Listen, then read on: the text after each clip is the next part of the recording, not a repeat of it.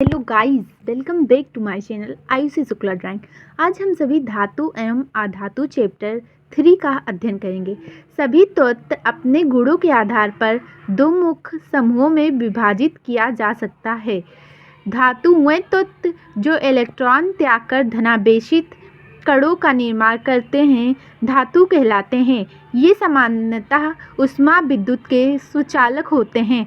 लोहा उदाहरण लोहा, sodium, potassium, copper, lead, silver, gold.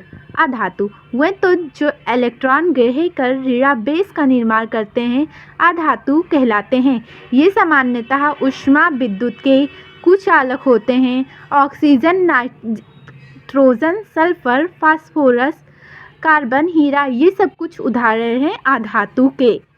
धातुओं के भौतिक गुण। धातुएं लचीली होती हैं, यानी धातुओं को पीट कर पतली चादर बनाई जा सकती है। इसी को आघात वर्धनीय कहते हैं। धातुएं लचीली होती हैं, यानी धातुओं को खींचकर या पीट कर पतले तार बनाए जा सकते हैं। इसे तन्यता कहते हैं। सोना सबसे अधिक लचीला धातु है, जिसे एक पतला तार लगभग 1 ग्राम सोना खींचा जा सकता है, लगभग 2 किलोमीटर लंबा। धातुएं ऊष्मा की अच्छी सुचालक होती हैं। तांबा के बाद चांदी ऊष्मा की सर्वोत्तम चालक है। ऊष्मा के सबसे खराब चालक धातुएं सीसा और पारा हैं। खाने बनाने के बर्तन और पानी बॉयलर आमतौर पर तांबे या एल्युमिनियम से बने होते हैं। धातुएं विद्युत की सुचालक होती हैं। चांदी विद्युत का सर्वोत्तम चालक है। उसके बाद तांबा आता है। धातुएं चमकदार या चमकीली होती हैं और इन्हें पॉलिश किया जा सकता है। धातुएं आमतौर पर कठोर होती हैं, सोडियम और पोटेशियम को छोड़कर। धातुएं कमरे के तापमान पर ठोस होती हैं, पारा को छोड़कर। जो तरल धातु है, अपवाद याद करके रखना। जैसे धातुएं चमकदार या चमकीली होती हैं और इन्हें पॉलिश किया जा सकता है, इसमें तो कोई अपवाद नहीं। लेकिन धातुएं आमतौर पर कठोर होती हैं, लेकिन जो मुलायम धातु है उनका नाम याद करके रखना, जैसे सोडियम और पोटेशियम। एग्जाम में पूछा जाता है कि ऐसी कौन सी धातुएं होती हैं जो मुलायम होती हैं, तो सोडियम और पोटेशियम। और ये पूछा जाता है ऐसी कौन सी धातु होती हैं जो लिक्विड अवस्था में पाई जाती हैं, अर्थात तरल अवस्था में पाई जाती हैं। पारा। धातुओं का गलनांक एवं क्वथनांक उच्च होता है। अपवाद सोडियम और पोटेशियम के निम्न गलनांक एवं क्वथनांक होते हैं। अपवाद का मतलब होता है कि ये रूल उन पे लागू नहीं होता है। धातुएं ध्वनि उत्पन्न करने वाली होती हैं, यानी धातुएं जब एक वस्तु से टकराती हैं तो आवाज़ उत्पन्न करती हैं। अधातुओं के भौतिक गुण। अधातुएं न तो आघातवर्ध होती हैं और न तन्य होती हैं या भंगुर होती हैं, अर्थात ठोकने पीटने पर चूर चूर हो जाती हैं। अधातुएं भंगुर आसानी से टूटने वाली होती हैं। अधातुएं ऊष्मा और विद्युत का संचालन नहीं करती। अधातुएं चमकीली नहीं होती हैं। अधातुएं सामान्यतः नरम होती हैं। हीरे के रूप में कार्बन बहुत कठोर होता है। अपवाद में ये पूछा, मतलब बहुविकल्पीय में ऑप्शन में ऐसे पूछा जा सकता है कौन सी अधातुएं नर्म होती हैं, तो हीरे के रूप में कार्बन बहुत कठोर होता है। ऐसा पूछा जाएगा कौन सी धातुएं कठोर होती हैं, मैंने उल्टा बोल दिया, कौन सी धातुएं नरम होती है, तो हीरे के रूप में कार्बन बहुत कठोर होता है। कमरे के तापमान पर अधातुएं ठोस, तरल या गैसीय अवस्था में हो सकती हैं। तरल अवस्था में कौन सी अधातु रहती है, तो ब्रोमीन। अधातुओं का गलनांक और क्वथनांक तुलनात्मक रूप से कम होता है। हीरे का गलनांक एवं क्वथनांक उच्च होता है। सल्फर का गलनांक 115 डिग्री सेल्सियस है, जो काफ़ी कम है, लेकिन हीरे का गलनांक 3500 डिग्री सेल्सियस से अधिक होता है, जो कि बहुत अधिक है। अधातुओं का घनत्व कम होता है। अधातुएं आधुनिक होती हैं। क्रियाशीलता श्रेणी। सक्रियता श्रेणी जिसे कहते हैं, सक्रियता श्रेणी वह सूची है जिसमें धातुओं की क्रियाशीलता को आरोही क्रम में अर्थात घटते हुए क्रम में व्यवस्थित किया जाता है। विस्थापन के प्रयोगों में के बाद निम्नलिखित श्रेणियों को विकसित किया गया है, जैसे पोटेशियम से कम है सोडियम, सोडियम से कम है कैल्शियम, कैल्शियम से कम है मैग्नीशियम, मैग्नीशियम से कम है एल्युमिनियम, एल्युमिनियम से कम है जिंक, और फिर उसके बाद है आयरन, उसके बाद है लेड, उसके बाद है हाइड्रोजन, उसके बाद है कॉपर, उसके बाद है मरकरी, उसके बाद है सिल्वर और सबसे कम है गोल्ड। अब नेक्स्ट टॉपिक हम पढ़ेंगे धातुओं का वायु में दहन। लगभग सभी धातुएं ऑक्सीजन के साथ अपक्रिया करके धातु ऑक्साइड का निर्माण करती हैं।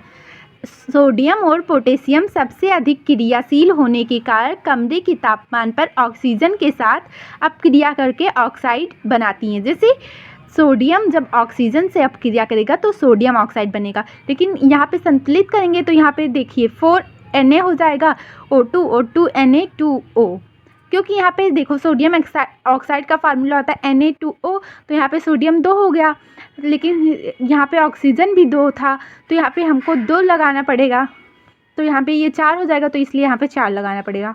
तो 4NaO2 is equal to 2Na2O। तो अर्थात सोडियम सॉलिड कठोर सोडियम गैस अवस्था में ऑक्सीजन मिलेंगे तो सोडियम ऑक्साइड का निर्माण करेंगे जो कि ठोस अवस्था में होगा। फिर पोटेशियम और ऑक्सीजन अपक्रिया करेंगे तो क्या बनेगा, पोटेशियम ऑक्साइड, जो कि होता है K2O। मैग्नीशियम कमरे के तापमान पर ऑक्सीजन के साथ अपक्रिया नहीं करता है, लेकिन गर्म करने पर मैग्नीशियम हवा में तीव्र प्रकाश और गर्मी के साथ जलकर मैग्नीशियम ऑक्साइड बनाता है। मैग्नीशियम जब ऑक्सीजन से मिलेगा तो मैग्नीशियम ऑक्साइड बनाएगा। ये संतुलित नहीं है, रुको मैं 1 मिनट करती हूँ। यहाँ पे हो जाएगा 2MgO और ये हो जाएगा 2Mg। अब ये हो गया संतुलित। फिर ये देखिए, जिंक हवा में केवल तेज ताप पर जलकर जिंक ऑक्साइड बनाता है। जिससे जिंक और ऑक्सीजन जब अपक्रिया करेंगे तो लोहा तेज ताप पर भी नहीं जलता, लेकिन लोहे का बुरादा बर्नर की लो में छिड़कने पर तेजी से जलता है और आयरन ऑक्साइड बनाता है। जैसे आयरन जब ऑक्सीजन से अपक्रिया करेगा फिर तो आयरन ऑक्साइड जो कि Fe3O4 होता है। क्या होता है, Fe3O4। ये आयरन ऑक्साइड का फार्मूला है। तांबा सबसे कम क्रियाशील होता है, यह जलता नहीं है बल्कि गर्म करने पर गर्म धातु पर कॉपर ऑक्साइड की परत चढ़ जाती है। कॉपर ऑक्सीजन से अपक्रिया करेगा तो कॉपर ऑक्साइड बनाएगा। तो फिर से एक बार इसे पढ़ते हैं। तांबा सबसे कम क्रियाशील होता है, यह जलता नहीं है बल्कि गर्म करने पर धातु पर कॉपर ऑक्साइड परत चढ़ जाती है। सोडियम और पोटेशियम जो होता है वो कमरे के ताप पर अपक्रिया करता है। कैल्शियम और मैग्नीशियम को गर्म करने पर और एल्युमिनियम जिंक को अधिक गर्म करने पर, और आयरन और कॉपर को मतलब इसके हार्ड फीलिंग्स स्ट्रॉन्ग आयरन जो होता है इसके चूर्ण क्या कहते हैं, लोह चूर्ण से अपक्रिया होती है ऑक्सीजन की, और कॉपर को अधिक गर्म करने पे, और इनकी तो बात ही ना करो, ये अपक्रिया ही नहीं करते हैं। धातु ऑक्साइड की प्रकृति क्षारकीय होती है, लेकिन एल्युमिनियम ऑक्साइड जिंक ऑक्साइड जैसे कुछ धातुएं ऑक्साइड अम्लीय तथा क्षारकीय दोनों प्रकार व्यवहार करती हैं। ऐसे धातु ऑक्साइड अम्लीय तथा क्षारकीय दोनों प्रकार से अपक्रिया करके लवण और जल प्रदान करती हैं। इन्हें उभयधर्मी ऑक्साइड कहते हैं। अम्ल तथा क्षारक के साथ एल्युमिनियम ऑक्साइड निम्नलिखित प्रकार अपक्रिया करता है। एल्युमिनियम ऑक्साइड जब हाइड्रोक्लोरिक अम्ल से अपक्रिया करेगा तो एल्युमिनियम क्लोराइड और जल बनाएगा। फिर एल्युमिनियम ऑक्साइड जब सोडियम हाइड्रोक्साइड से अपक्रिया करेगा तो सोडियम एल्युमिनेट और जल बनाएगा। जल के साथ अपक्रिया करके धातुएं हाइड्रोजन गैस तथा धातु ऑक्साइड उत्पन्न करती हैं। जो धातु ऑक्साइड जल में घुलनशील है, जल में घुलकर धातु हाइड्रोक्साइड प्रदान करते हैं, लेकिन सभी धातुएं जल के साथ अपक्रिया नहीं करती हैं। सोडियम जब जल से अपक्रिया करेगा तो sodium oxide plus hydrogen gas, और फिर सोडियम ऑक्साइड जब जल से अपक्रिया करेगा तो सोडियम हाइड्रोक्साइड, फिर सोडियम जल से अपक्रिया करेगा तो सोडियम हाइड्रोक्साइड और हाइड्रोजन गैस। पोटेशियम और सोडियम जैसी धातुएं ठंडे जल के साथ तेजी से अपक्रिया करती हैं।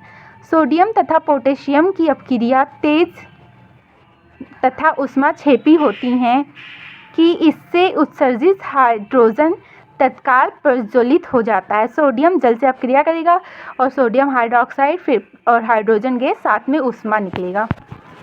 जल के साथ कैल्शियम की अपक्रिया थोड़ी धीमी होती है। यहाँ उत्सर्जित ऊष्मा हाइड्रोजन प्रज्वलित होने के लिए पर्याप्त नहीं होती है।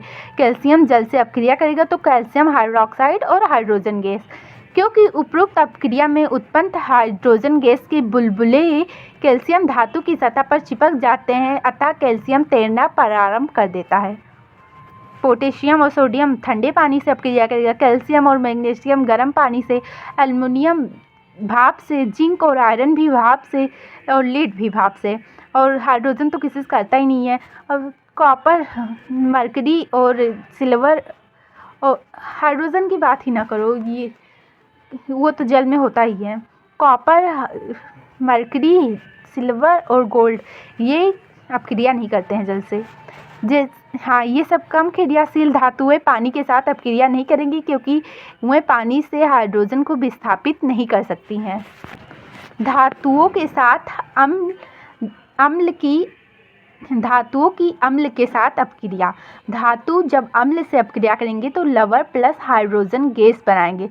हाइड्रोजन से अधिक क्रियाशील धातु ही उससे अपक्रिया कर सकते हैं। धातु की तनु HCl अम्ल से अपक्रिया, तो जिंक जब HCl से अपक्रिया करेगा तो zinc chloride plus hydrogen gas. Iron जब हाइड्रोक्लोरिक अम्ल से अपक्रिया करेगा तो आयरन क्लोराइड और हाइड्रोजन गैस। धातु की तनु सल्फ्यूरिक अम्ल से अपक्रिया, तो जिंक जब सल्फ्यूरिक एसिड से अपक्रिया करेगा तो जिंक सल्फेट और हाइड्रोजन गैस। धातु की नाइट्रिक अम्ल से अपक्रिया, जब धातु हाइड्रोनियम के साथ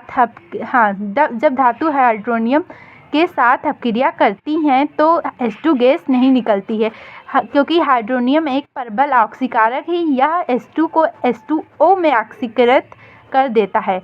हाइड्रोनियम स्वयं को NO nitric acid, NO2 nitrogen dioxide, N2O nitrous oxide में अपक्षयित करता है।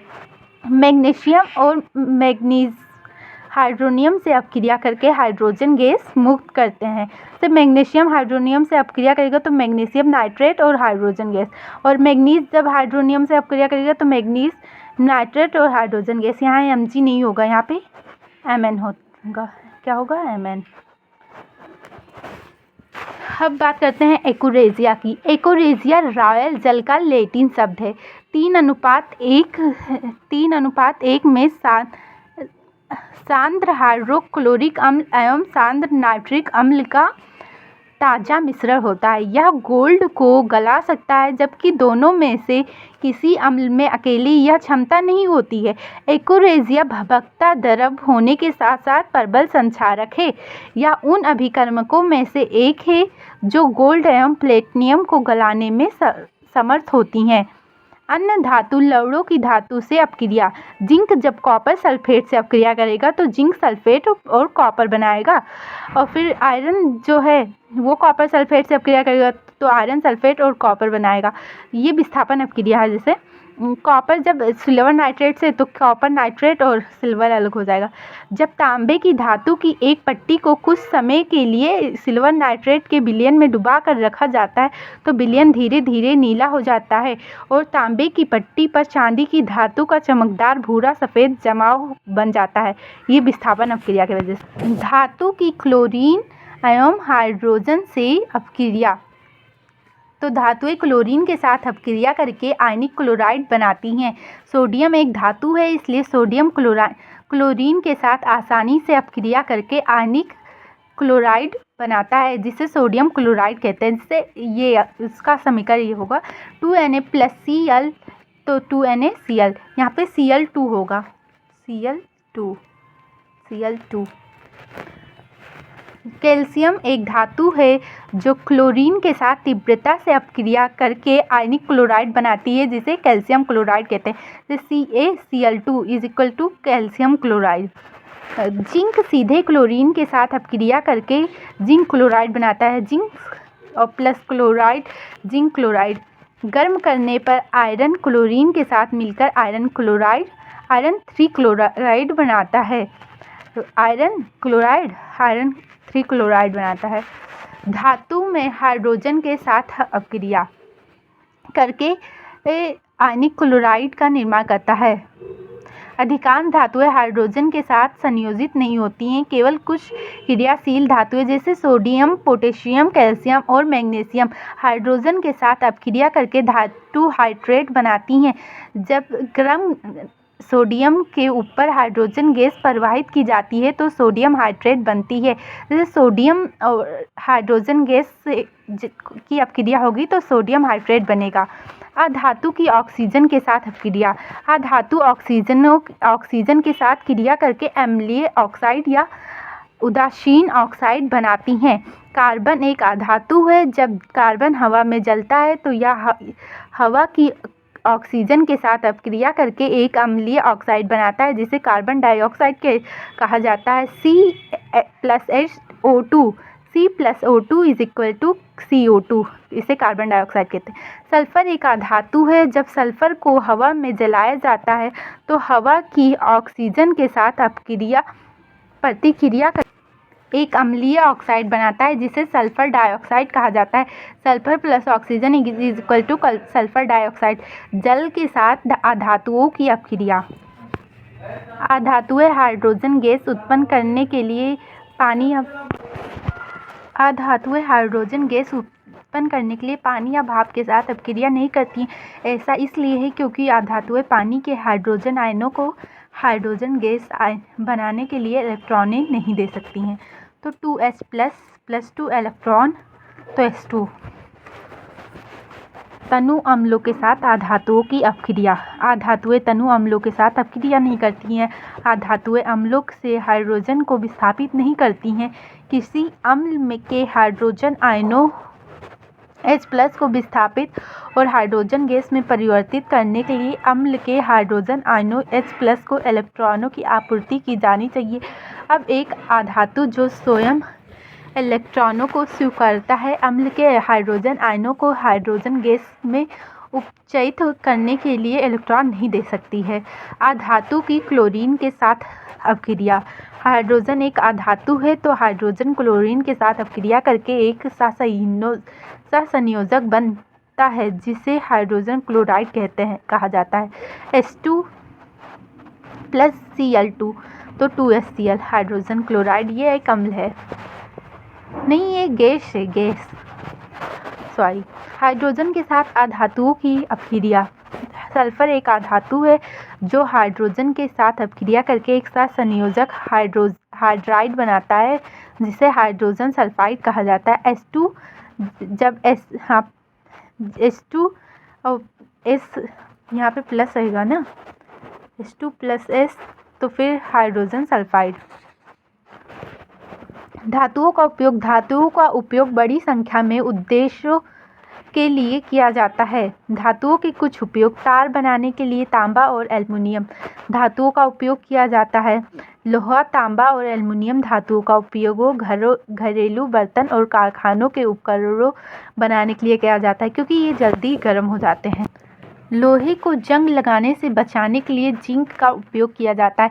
क्रोमियम और निकल धातुओं का उपयोग इलेक्ट्रोवाल्टिंग और स्टेनलेस स्टील के लिए किया जाता है।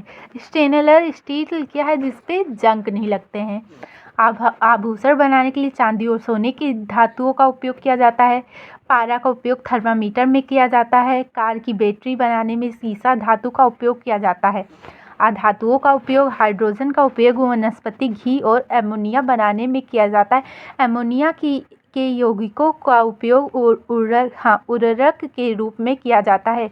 कार्बन का उपयोग ग्रेफाइट के रूप में और विद्युत अपघटनीय सेलों में किया जाता है। यह विटामिन, प्रोटीन, कार्बोहाइड्रेट, एंजाइम वगैरह का अहम हिस्सा होता है।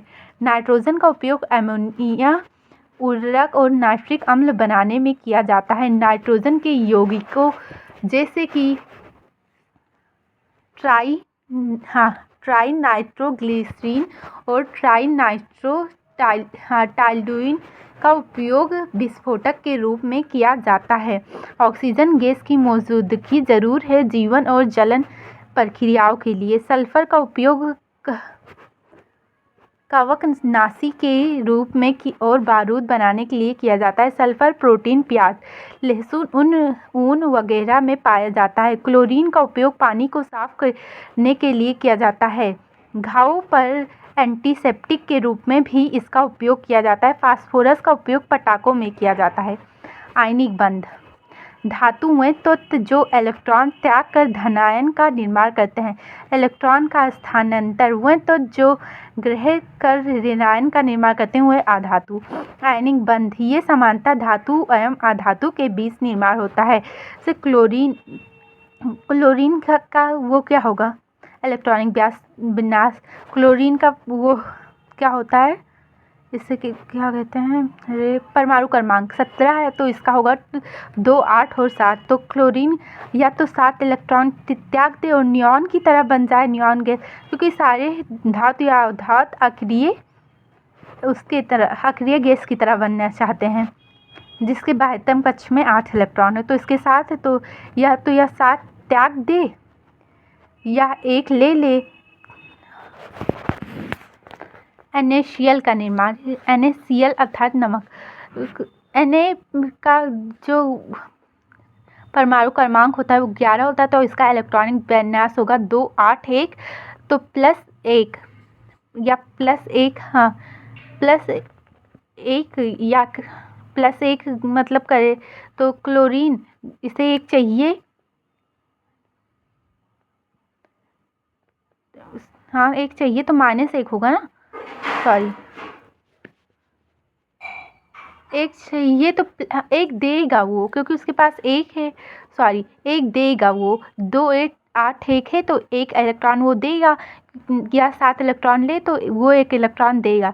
और क्लोरीन को 1 इलेक्ट्रॉन चाहिए, तो ये दोनों आपस में अपक्रिया कर लेंगे।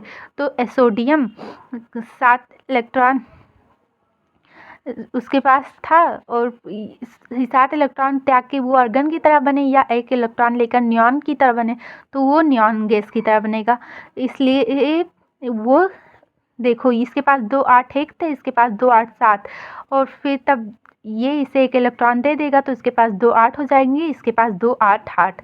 तो सोडियम क्लोराइड और हाँ सोडियम जिसके पास बचे 2, 8 इलेक्ट्रॉन, और इसके पास 2, 8 और 8 हो गए, लेकिन ये माइनस हो गया और ये प्लस हो गया, इसके प्लस हो गए।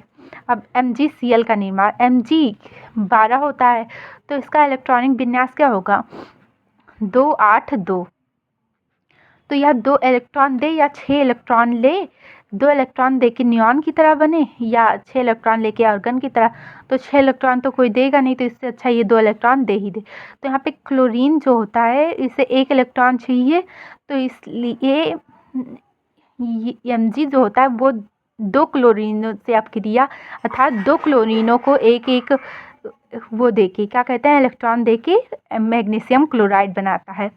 CaO का निर्माण, कैल्शियम ऑक्साइड का निर्माण। कैल्शियम का वो होता है परमाणु क्रमांक 20, तो इसका क्या होगा, 2, 8 और 8 और साथ में 2। तो ये 2 इलेक्ट्रॉन दे या 6 इलेक्ट्रॉन ले, तो इससे अच्छा ये 2 इलेक्ट्रॉन देगा। तो ऑक्सीजन का 8 होता है, इसे 2 इलेक्ट्रॉन चाहिए, तो ये कैल्शियम ऑक्सीजन के साथ अपक्रिया करके कैल्शियम ऑक्साइड, पहले इसका 2, 8, 8, 2 था, अब इसका 2, 8, 8 बचा और इसका 2, 6 था, तो ये 2, 8 होगा।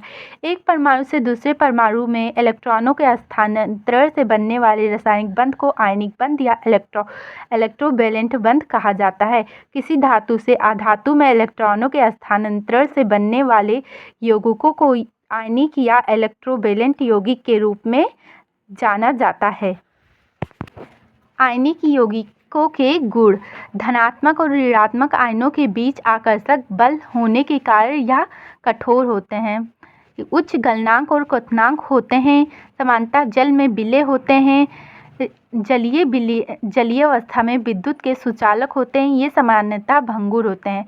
धातुओं की प्राप्ति, मुक्त अवस्था अर्थात मूल अवस्था में, संयुक्त अवस्था तो में 4 प्रकार के होते हैं: ऑक्साइड, कार्बोनेट, सल्फाइड और नाइट्रेट। तो भूपर्पटी में प्राकृतिक रूप में से पाए जाने वाले तत्वों या यौगिकों को खनिज कहते हैं।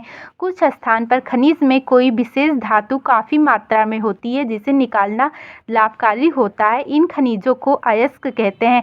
सभी अयस्क खनिज होते हैं परंतु सभी खनिज अयस्क नहीं होते हैं। पृथ्वी में खनिज अयस्कों में मिट्टी, रेत आदि जैसी कई अशुद्धियाँ होती हैं जिन्हें गैंग कहते हैं। अयस्क, अयस्क का सांद्र का अर्थ है अयस्क में कई सारी अशुद्धियाँ उपस्थित होती हैं जिन्हें गैंग कहते हैं। इन्हें अलग करना ही अयस्क का सांद्र कहते हैं। अयस्क का सांद्र उच्च क्रियाशील धातु जैसे सोडियम और पोटेशियम गलित अवस्था में धातु का विद्युत अपघटन करके शुद्ध धातु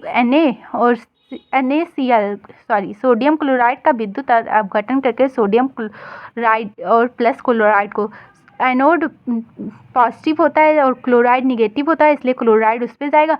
ओके, सोडियम पॉजिटिव होता है, कैथोड माइनस होता है इसलिए सोडियम इस पे आएगा। मध्यम क्रियाशील धातुएं, कार्बोनेट अयस्क, सल्फाइड अयस्क 2 प्रकार के होते हैं। तो कार्बोनेट अयस्क को जिंक कार्बोनेट कहते हैं और जिंक सल्फेट, जिसे केलामाइन कह देते हैं। जिंक कार्बोनेट को केलामाइन कह देते हैं। जिंक सल्फेट को जिंक ब्लेंड कह देते हैं। इसको निस्तापन के द्वारा निकाला जाता है, इसको भर्जन के द्वारा, और फिर दोनों धातु का ऑक्साइड बनाते हैं। धातु में अपचयन, धातु का शोधन। निम्न क्रियाशील धातुएं, सल्फाइड अयस्क, भर्जन, धातु परिष्करण। अयस्क सांद्रण की विधि फैन उत्प्लावन विधि, झाग उत्प्लावन विधि सल्फाइड अयस्क के द्वारा होती है। विद्युत चुम्बकीय पृथक्करण विधि 2 विधियाँ हो गई। मध्यम क्रियाशील धातुओं की प्राप्ति, जैसे जिंक कार्बोनेट होता है, ये मध्यम क्रियाशील रहता है। इसे केलोमाइन भी कह देते हैं। निस्तापन द्वारा इसे जिंक ऑक्साइड बनाया जाता है। और फिर यहाँ पे जिंक ब्लेंड, जिंक सल्फाइड को कह देते हैं। इसको भर्जन के द्वारा, ऑक्सीजन की उपस्थिति में भर्जन के द्वारा जिंक ऑक्साइड और फिर सल्फर डाइऑक्साइड बनाया जाता है। फिर भर्जन क्या होता है? तो सल्फाइड अयस्कों को पहले वायु की अधिकता में गर्म करके ऑक्साइड में परिवर्तित किया जाता है। इस प्रक्रिया को भर्जन कहा जाता है। Zinc sulphide plus oxygen version की उपस्थिति में जिंक ऑक्साइड और सल्फर डाइऑक्साइड बन जाता है। निस्तापन क्या होता है? कार्बोनेट अयस्कों को सीमित वायु में तीव्रता से गर्म करके ने पर ऑक्साइड में परिवर्तित हो जाता है। इस प्रक्रिया को निस्तापन कहा जाता है। जैसे जिंक कार्बोनेट का निस्तापन किया जाएगा तो जिंक ऑक्साइड और कार्बन डाइऑक्साइड बनेगा। अपचयन, कार्बन कोक जैसे उपयुक्त अपचयन करने वाले अभिकर्मक अत्यधिक क्रियाशील धातुएं जैसे सोडियम क्लोराइड और फिर एल्युमिनियम आदि। जिंक ऑक्साइड जब कार्बन के साथ अपक्रिया करेगा तो जिंक और कार्बन डाइऑक्साइड बन जाएगा। इस अपक्रिया का उपयोग रेलवे पटरियों या टूटे हुए मशीन भागों में जोड़ने के लिए किया जाता है। इसका जैसे आयरन फेरिक ऑक्साइड और एल्युमिनियम का अपक्रिया होगा अपचयन के साथ, तो एल्युमिनियम ऑक्साइड और आयरन क्लोराइड बनेगा और आयरन क्लोराइड लिक्विड में बनेगा और उष्मा निकलेगी। इसी का उपयोग लोहे को जोड़ने के लिए किया जाता है। उच्च क्रियाशील धातुओं की प्राप्ति, धातु की यौगिक का गलित अवस्था में विद्युत अपघटन कर शुद्ध धातु को प्राप्त किया जाता है। सोडियम क्लोराइड जब विद्युत अपघटन होगा तो सोडियम और क्लोराइड बनेगा। सोडियम प्लस होता है इसलिए ये कैथोड पे जाएगा क्योंकि कैथोड निगेटिव होता है। क्लोराइड निगेटिव होता है इसलिए ये एनोड पे जाएगा। कुछ अपक्रियाओं में निकलने वाली उष्मा की मात्रा इतनी अधिक होती है कि धातुएं पिघली हुई अवस्था में उत्पन्न होती हैं। इन अपक्रिया को थर्माइट कहा जाता है। निम्न क्रियाशील धातुओं की प्राप्ति सामान्यतः मुक्त अवस्था में पाई जाती हैं जैसे एल्युमिनियम और पैलेटिनियम। कुछ संयुक्त अवस्था में विद्यमान है सल्फाइड डाइऑक्साइड जैसे मरकरी और कॉपर। मरकरी का निष्कर्षण, जब सीने बार अर्थात मरकरी सल्फाइड ऑक्सीजन से अपक्रिया करेगा तो मरकरी ऑक्साइड और सल्फर डाइऑक्साइड बनेगा, और जब मरकरी ऑक्साइड अपक्रिया करेगा तो मरकरी और ऑक्सीजन बनाएगा। कॉपर का निष्कर्षण, कॉपर ग्लास या कॉपर सल्फाइड जब ऑक्सीजन से अपक्रिया करेगा तो कॉपर क्यूप्रेस ऑक्साइड और सल्फर डाइऑक्साइड बनाएगा। क्यूप्रेस ऑक्साइड जब कॉपर सल्फाइड से अपक्रिया करेगा तो कॉपर और सल्फर डाइऑक्साइड। धातुओं का शोधन, ऊपर वर्णित विभिन्न अपचयन प्रक्रियाओं द्वारा उत्पादित धातुएं बहुत शुद्ध नहीं है। इनमें अशुद्धियाँ होती हैं जिन्हें शुद्ध प्राप्त करने के लिए हटाया जाना चाहिए। अशुद्ध धातुओं को परिष्कृत करने के लिए सबसे व्यापक रूप से उपयोग किए जाने वाली विधि विद्युत अपघटनीय शोधन है। अघुलनशील अशुद्धियाँ एनोड के निचले भाग में जमा हो जाती हैं और इन्हें एनोड मड के रूप में जाना जाता है। जैसे कॉपर 2+2 होता है, इसे 2 इलेक्ट्रॉन दे दो एनोड पे और कॉपर +2 को 2- इलेक्ट्रॉन तो कैथोड पे। परिष्करण के लिए सबसे सामान्य विधि विद्युत अपघटनी परिष्करण है। Copper, tin, nickel, silver, gold आदि अनेक धातुओं का परिष्करण विद्युत अपघटन द्वारा किया जाता है। इस प्रक्रम में अशुद्ध धातु का एनोड तथा शुद्ध धातु की पतली परत का कैथोड के रूप में प्रयोग किया जाता है। धातु का लवण विलयन का विद्युत अपघट के रूप में होता है। जब विद्युत अपघट से विद्युत धारा प्रवाहित की जाती है तो विद्युत अपघट से विद्युत आयन अपचयित होकर कैथोड पर निक्षेपित हो जाता है। अशुद्धि एनोड के नीचे एकत्रित हो जाती है तथा एनोड पंख कहलाती है। उदाहरण कच्ची कॉपर के विद्युत अपघटनीय परिष्करण में विद्युत अपघट अम्लीकृत कॉपर सल्फेट इलेक्ट्रोड पे कैथोड ऋणात्मक आवेशित कॉपर शुद्ध एनोड कॉपर जो शुद्ध कॉपर है वो एनोड पे धनात्मक आवेश।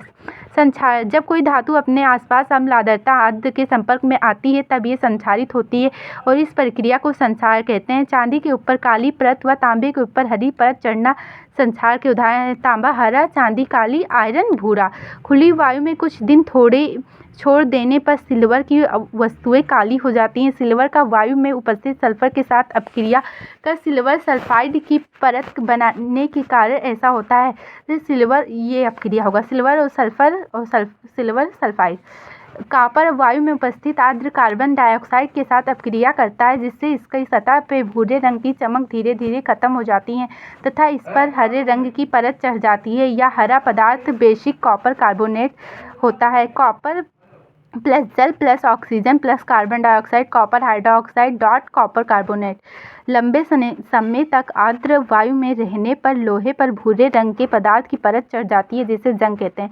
आयरन जल से अपक्रिया करेगा और 3/2 ऑक्सीजन से तो iron oxide ferric oxide dot XS2O बनेगा।